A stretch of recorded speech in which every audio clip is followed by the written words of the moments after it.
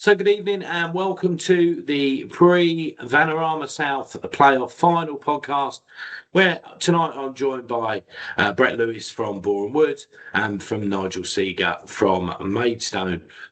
Straight into the questions then. So Brett, I'm going to start with you. You're the home team. 3-1 down against Dorking. You obviously must have thought you were beaten. What was your thoughts on the comeback? No, I thought that we'd get a 96-minute winner, obviously. no, all joking aside, at 3-1, that was over. It was game over. It was. We didn't look like we were going to score. We didn't actually play very well. I know they had a man sent off, but I think what a lot of people have forgotten since then is sort of they were a better team, even when we were sort of 1-0 up at half time. Sort of Dorking were a better side going into the break. They continued that afterwards. But I think that sending off changed the game. And I think at 3-1 down, no, I didn't think we were going to come back. But I also thought sort of 2 minutes later when we scored and made it 3-2, that we were going to score again. But we needed to make it 3-2 quickly, and had that gone on, I don't think we would have had a chance. But I think we got that early goal after they scored, brought it back to 3-2. And I think it was just all us from there on end. And I knew there'd be a lot of injury time. And as it happens, there were like 6 minutes. And at that point, obviously, we scored just before that, just assumed it would then go to extra time. And we'd have the 30 minutes sort of against 10 men. But obviously, it didn't happen that way. So, yeah, it was unbelievable. But I didn't expect it to happen, no. So Sunday's going to be your biggest ever attendance, Brett. 4,500 sellout. Before that, it was obviously 4,101. How are your players going to fare in front of such a big crowd? And I'm not saying this in a negative way, for a team that hasn't had massive crowds all the way through the season. Well, I'm expecting it will lift them, actually. I think you're right. They're not used to watching such big crowds, especially at home. But if you look, we had to Torquay last week. It was sort of 5,500, 6,000. It was packed, and they responded well there. So I think obviously this time we'll have more home support, of course. So hopefully it'll be nice and loud. I expect it to be very loud both ends on Sunday. So yeah, I'm hoping it would lift them. I don't see any reason why not. It might also frighten them as well. They might also, it might sort of give them the sort of jitters, as it is. But we'll see. Yeah.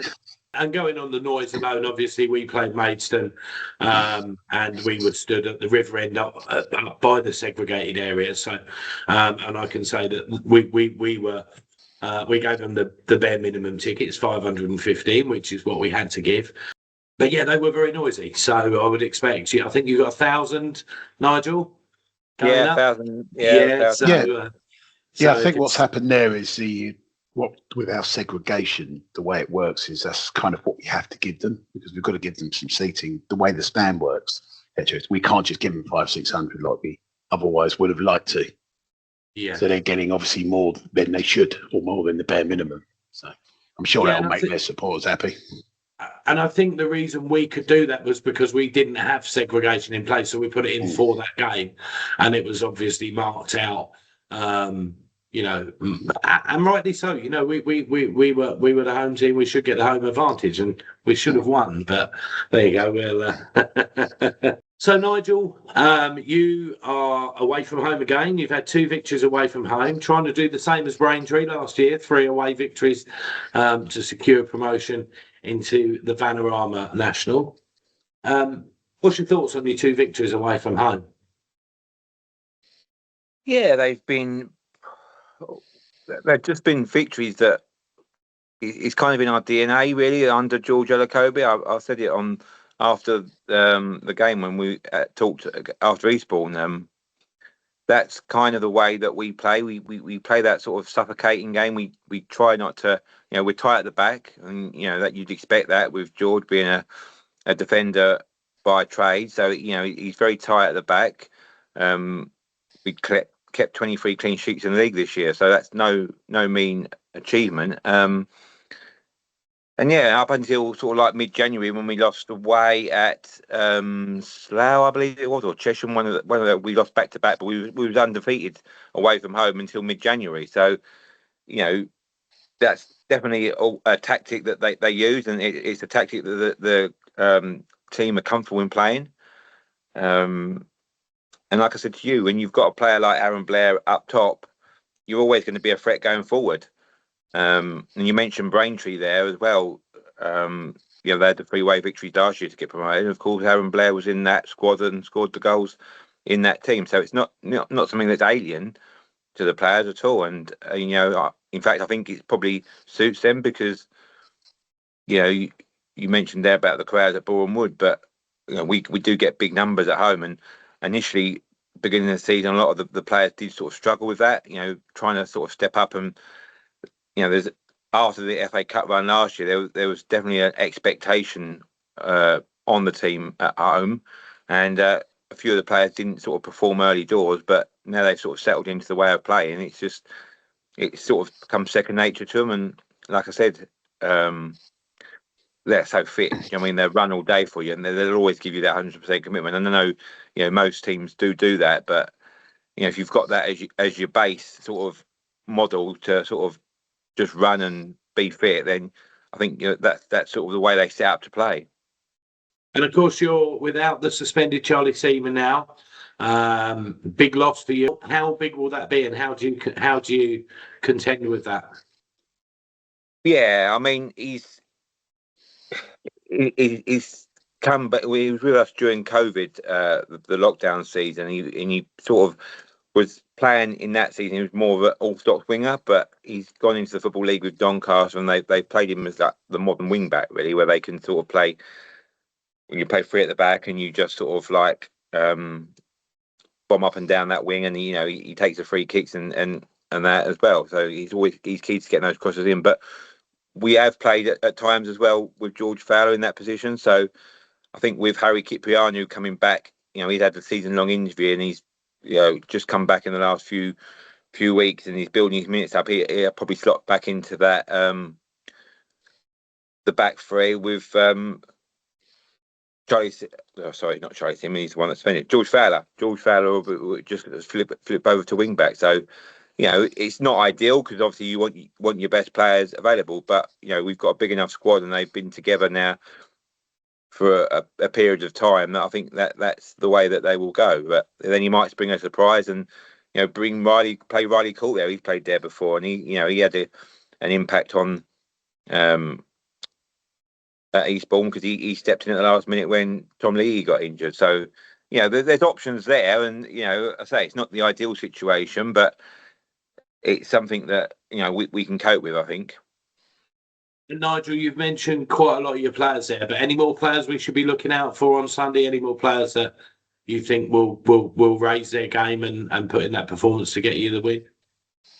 Well, yeah, I mean, we've been saying it on our podcast for like the last few weeks. The script is to be written. Somebody's going to be a hero, and somebody's going to be a villain on either side. We both sort of teams have been through like these playoff runs, and sometimes it comes from the most unlikely source. I mean, we've got a player on loan from Middlesbrough. He's London based, Fel Willis.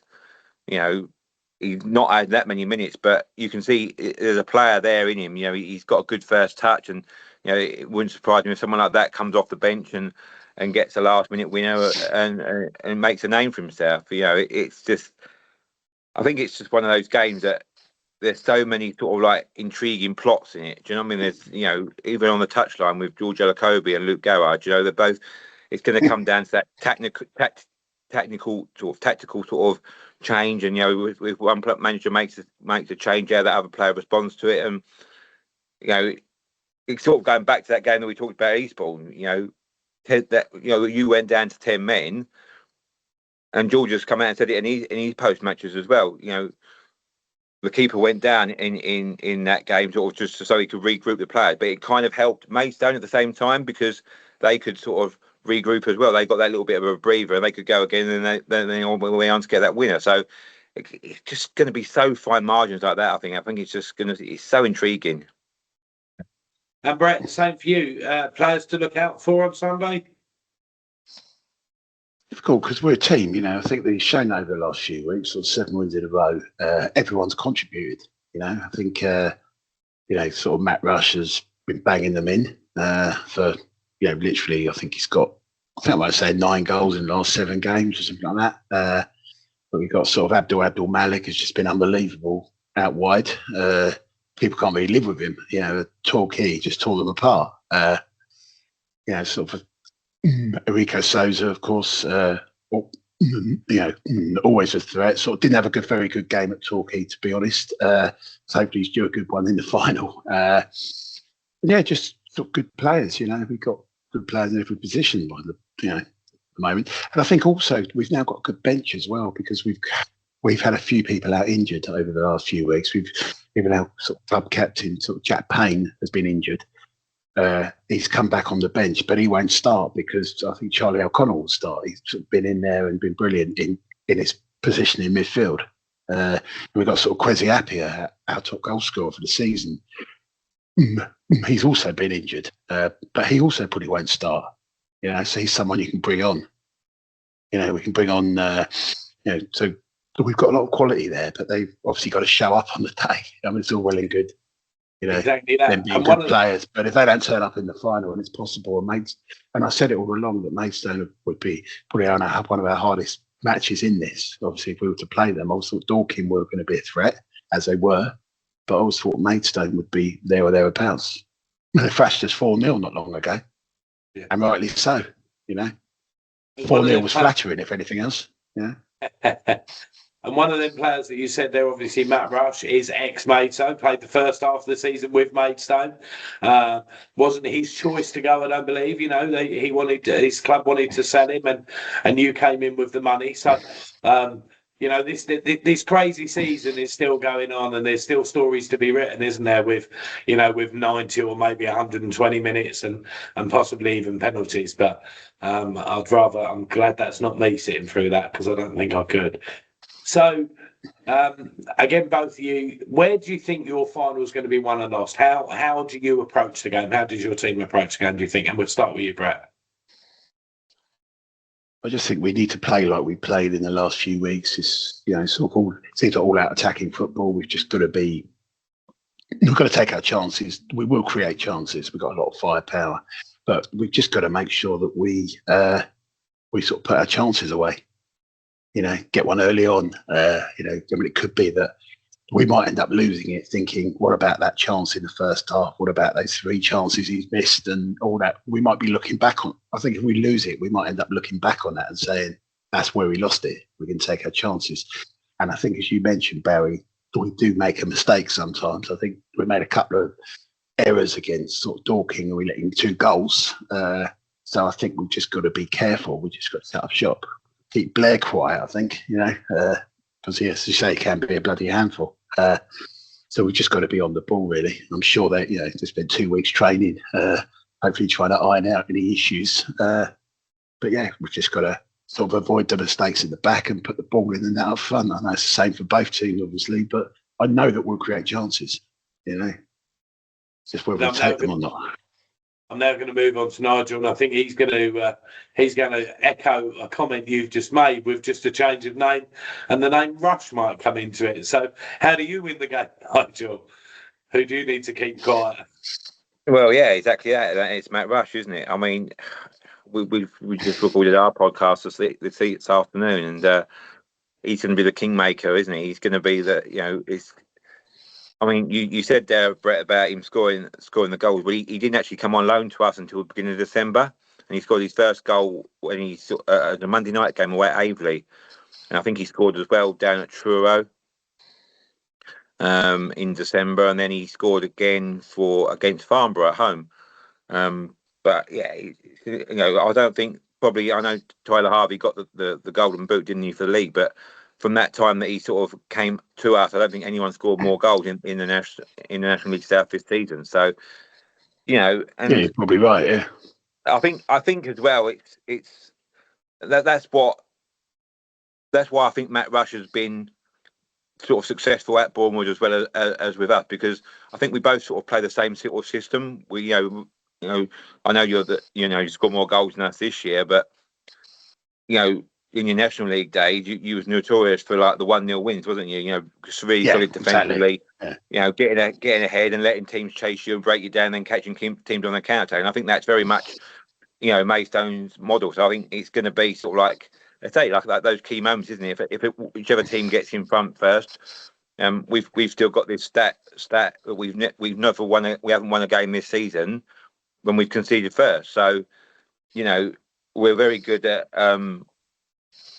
you know, going in the lead and just like we said at the top there, cracking up shop and just, you know, closing teams down and not letting them score. So, you know, we've got that very good defensive record, and yeah, which is even more reason why we've got to take our chances. Exactly. I mean, exactly. Yeah. I mean, it's you know, you know, there's a lot of players in that team as well. Like George Fowler's still there, and Sam Corner went to Ipswich last year. We know we only had 2 shots on target. They had 36, I think it was, and we took both our chances and won the game. You know, and it's like, you know, if Ipswich go over that game, if they play that game 99 times out of 100, they'll win it. You know what I mean? And that, but then this is a one-off game, and that's what it is. It's, you know, it's like what you said there. It will just come down onto the day. And I mean, even last year, you go back to last year and talking about Matt Rush again. You know, last 5 minutes of the game against Worthing, he hits the inside of the post. You know, the player that was coming into it just couldn't get that touch to poke it home. The ball breaks, goes down the other end. Ollie Pearce puts the winner away, and we lose that game. So, you know, sometimes it's just those sliding door moments, and it's just like, you know, it's just about identifying those moments and taking the opportunity when it comes along, whether that be the first minute or whether it be the 89th minute or the 120th minute. You know what I mean? It's just like, and I think that's how close it's going to be. And I think what worries me is you've got that very recent FA Cup record last season where you won these one-off games when you maybe you weren't expected to. Well, obviously you weren't expected to win some of them. We had that, but it was 3 years ago. 3 seasons ago, so it's almost a different team. You've got the same team almost, you know. Yeah, so there's always that in my mind. That obviously we've got to be very good on Sunday to beat you, you know. Yeah, and if we don't, if we're 80% rather than 100%, we'll get beaten, or even 90%, we'll get beat. Yeah, I think that's the same for both teams. I think that's the same for us as well. You know, we're very much, as I said, we're very much built on that. You know, that sort of dogged style. We can't, it's not pretty at times. We are sort of like play the spoilers, but as well, I just think that Sam Corn, you know, that he was the hero last year in our FA Cup run. You know, going back to that, and he's been in and out of the team this year with injuries, but I just think he's got a role to play. I think he's got, you know, he could be the one that, you know, everyone's sort of focusing on Blair and the guys up top, but you know, he makes those runs from deep, and if you're not on your game, he's somebody that can just come in and nick a goal in the last minute or something like that, or wherever it be. But you know, he's that kind of a player that, you know, you just don't think he's involved in the game, then all of a sudden, bang. Brett, you've been out of the National League now for a year, and Nigel, I think it's 2 years you've been out of the National League.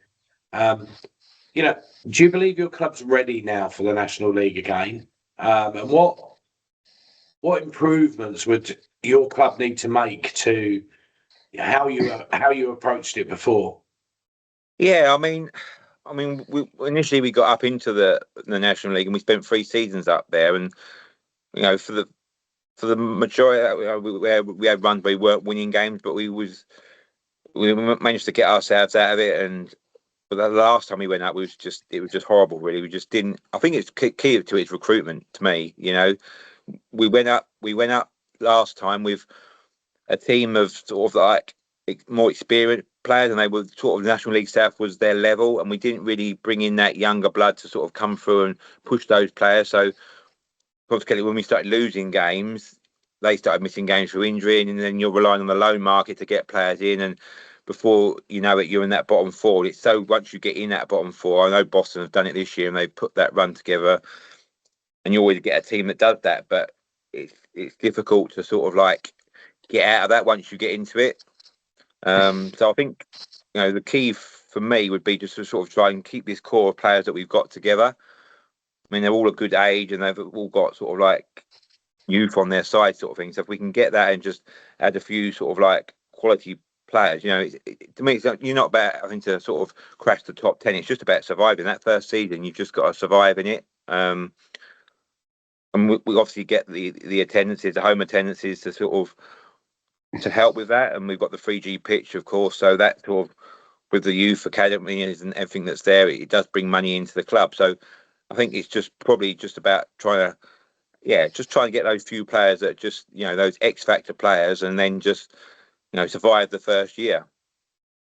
And the same with you, Brett. I mean, obviously you're a year out of the National League, and he was in there for quite a while. Had some high finishes, reached the playoffs a couple of times.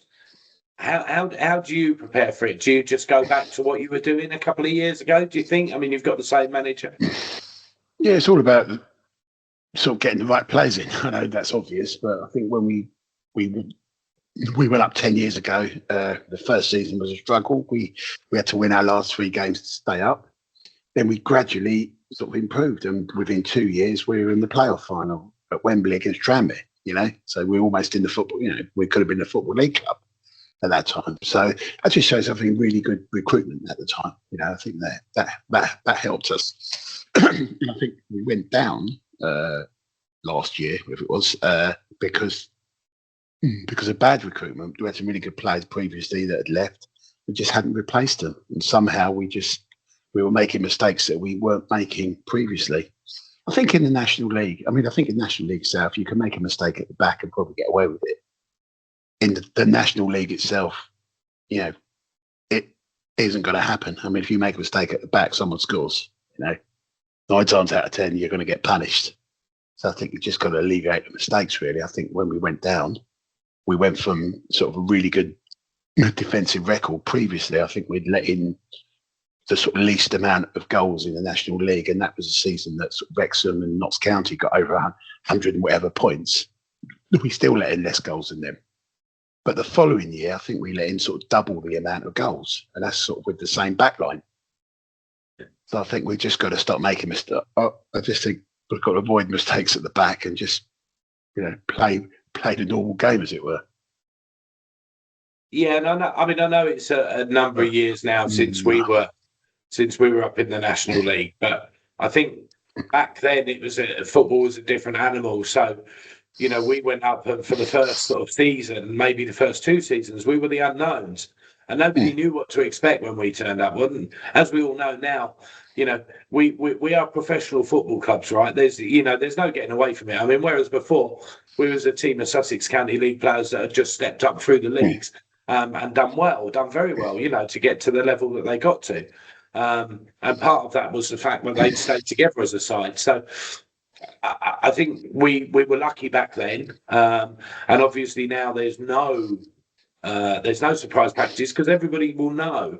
And for the team that go up, obviously they're going to have a difficult season. But I think the more difficult season is for the team that doesn't go up, because the league was a crazy season this year, and for anyone to turn around and say now, oh, don't worry, we'll be at the top half again next year, that's going to be a struggle, right? For whoever doesn't go up. You look at the teams that are coming down. You've got teams like Dagenham, and they're going to be, they're going to be going strong at trying to win it. They're going to be going strong. So I was saying, if I could just say, the National League South 10 years ago when we were last in it, now it's a completely different level. The quality is so much better.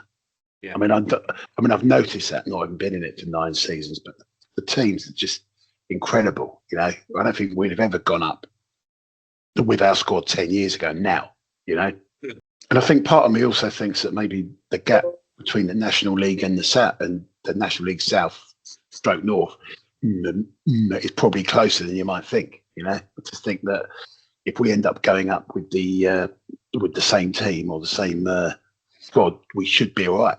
But listen, who knows? Nigel, yourself? Yeah, it's, as Brett said there, it's changed. As you used to sort of look at the beginning of the season, you look at a couple of teams, and it was normally the ex-Football League teams coming down, wasn't it? If you look at those and maybe 1 or 2 of the others, so you'd have like 3 or 4 teams at the top that you knew were going to be up there. But I just don't think there's not from 1 down to 24, any team can beat any team, and that's what makes the league competitive, isn't it? And the thing is as well, you've got so many of these like progressive clubs coming through now. Using Boreham Wood and Dorking and the likes.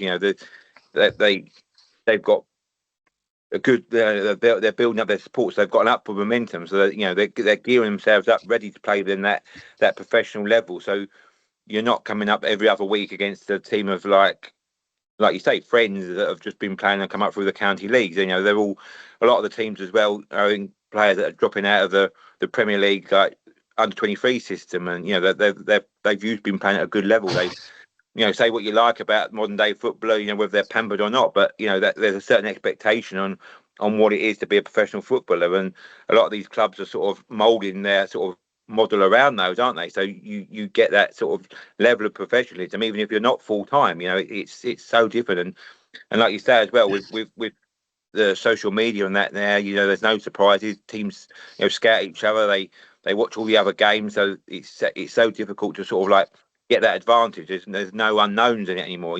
What player, what sort of like Aaron Blair shoots off of his right or left foot. You know what he's about. You know how to do anything. It's not like you turn up on a Saturday, you think, oh, fucking, where's this guy come from? We've not seen him before. You know everything. So it's so difficult to get that advantage, and that's just what comes with professionalism. And it's just that dropout, isn't it, from the Premier League, the Championship, all the way down to our level now, and it's just so difficult to, as I say, to get that advantage. And with only being sort of like 2 up and 2 down, or 2 up, 4 down, it's so much harder to get up, and you just get that bottleneck all the time throughout all the leagues, don't you? Obviously, we're going to be doing another one of these podcasts next week, but it's going to be back to the 7 tipsters. And just remember, we aren't the greatest tipsters in the world. Although Brett's saying that he's better than the rest of us because he actually said, watch out for Maidstone. And of course, he fancied Boreham Wood to get to the final. And Nigel fancied Maidstone to get to the final.